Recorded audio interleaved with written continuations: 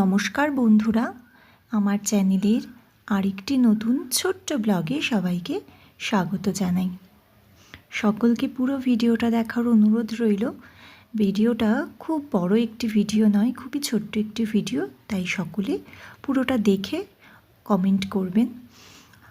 আর আমার শ্বশুরবাড়ি যেহেতু নবদ্বীপে, আর নবদ্বীপ মায়াপুর মানেই তো দোল, খুব সুন্দরভাবে দোলটাকে সেলিব্রেট করা হয়, খুব ভিড়ও হয় মায়াপুরে। তো নবদ্বীপে অনেক মঠ আছে, সেরকমই আমাদের এখানেও একটা গৌড়ীয় মঠ আছে।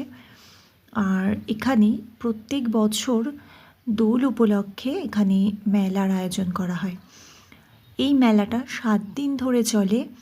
দোল শুরু হওয়ার এক সপ্তাহ আগে থেকে মেলাটা শুরু হয়ে যায়, মানে দোল যেদিন তার এক সপ্তাহ আগেই মেলাটা শুরু হয়ে যায়, আর দোলের দিনই কিন্তু মেলা শেষ হয়ে যায়।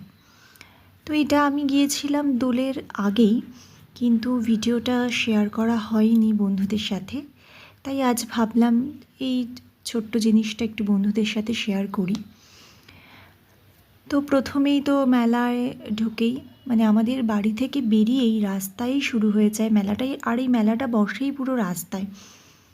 তো তারপরে যেতে যেতে, রাস্তা দিয়ে যেতে যেতে অনেক দোকানপাট তো দেখালাম বসে গেছে। তারপরে গৌড়ীয় মঠের ভেতরে ঢুকলাম।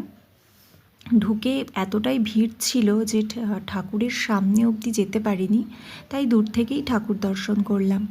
কারণ কুট্টুস খুব ছোটো তো ভিড়ের মধ্যে, তাই ওকে নিয়ে আর যাইনি। আর মেলায় গিয়েছিলাম আমি, আমার 2 ছেলে আর আমার ছেলের বান্ধবী, মানে ওর মা। আগের ব্লগেও আমি বলেছি যে ওর মা আমার খুব ভালো বান্ধবী। তো এই আমরা সবাই মিলে চলে গিয়েছিলাম। ওর হাজব্যান্ডও থাকে না, আমার হাজব্যান্ডও থাকে না, সবাই দূরে দূরে থাকে, তাই আমরা নিজেদের মতো করেই আমাদের বাচ্চাদের নিয়ে আমরা আনন্দ করি।